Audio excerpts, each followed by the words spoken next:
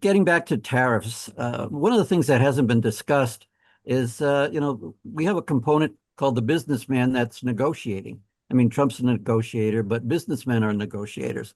And if I'm bringing in goods from a foreign country, um, I might not be able to sell a good if it's 15 or 20 or 30% more expensive. So I'm going to push back. I'm going to push back and on the supplier and on maybe on the middleman because I know my consumers just aren't going to buy it.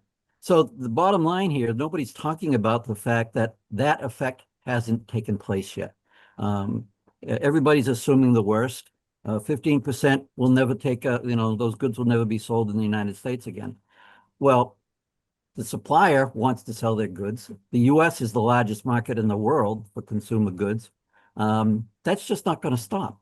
Now, consumers aren't going to pay 15 or 20% more. They'll just, as you mentioned earlier, just stop buying. So my question is, why is no one talking about that part of the negotiation that the business people? I mean, you take Walmart. You think they're going to just sit there and say, "Oh yeah, I'll pass this 30% or 15% on to my consumers," or are they going to push back really hard on the supplier and on the shippers and any middlemen? I Well, think you can that, only the challenge, Ken, is you can only squeeze the middleman so much. So if it's a 30% delta, you may get it down to 15. But mhm, Walmart's legendary for squeezing every ounce of the rag yeah. out of their logistical, pipe, that there's only so much you can tell somebody before you. I also think a lot of CEOs are working with the administration to try to get exemptions, to try to get them to So, see the light, which is what yeah. happened on Liberation Day. And I think the president, and I applaud him for this, they do hear them. They do hear executives, and he navigates. And that's a negotiation that's probably going on, I would assume, behind the scenes. And yet the sky is falling. We hear the sky is falling, that 15% or, I mean, we had nine, cumulative under Biden of about 23, 24% um, uh, inflation. And now we're down to 2.7. And again, the sky is falling because it was supposed to be at 2.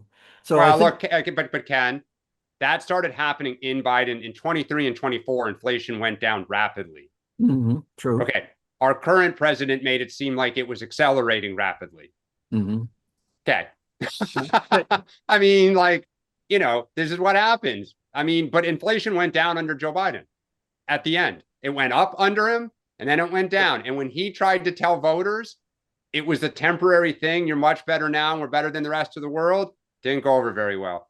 no, but it was the cumulative effect too. Because yeah, inflation went down, but the cumulative effect over the 4 years is still present. So the question is the cumulative effect of tariffs starting to enter the system? Well, That's, I think it that's already what we don't has know. to a certain extent. So is that an overhang? It's going to cause as they say, stagflation. I mean, I think the jury's still out. I Oh, mean, I agree completely. Yep. but so Sean.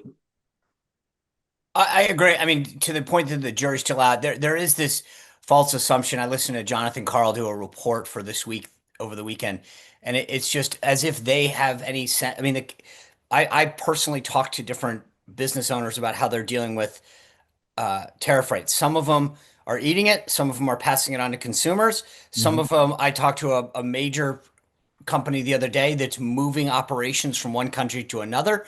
Um, um, and who had talked to another CEO that was telling him they're just going to absorb I mean, so the idea that it's all going to hit consumers, which is what the media and the left is telling us, is Yeah. simply not true. In some cases it will, in some cases it may be delayed, in some cases not at all. But companies are doing it in different, adjusting in Yep. different ways. And then I had a discussion with a rather high level DC representative of a major company who is rooting for tariffs against another country because it'll give them an economic advantage for the US market. So Mhm. it's the dynamics here are in play, right? Sometimes we're going to benefit, sometimes it may cost you a little bit more, but like the idea that it's a cookie cutter result, which I think Ken you were alluding Yep. to correctly, is not true. It's simply not a fact. And yet the media, largely the legacy folks, want to pretend that this is all doom and gloom. It has been from the beginning, and they're cheering on anything that will allow their narrative to be true.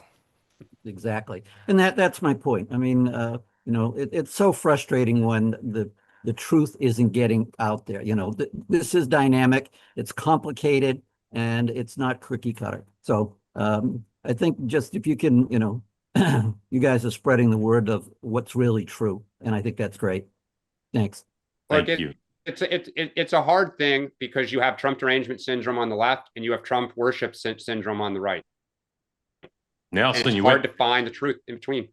Want more great clips like that? I've got an idea. Hit the subscribe button, be part of the Two-Way community, never miss a clip, and you can always watch our full episodes, join them live, go to twoway.tv.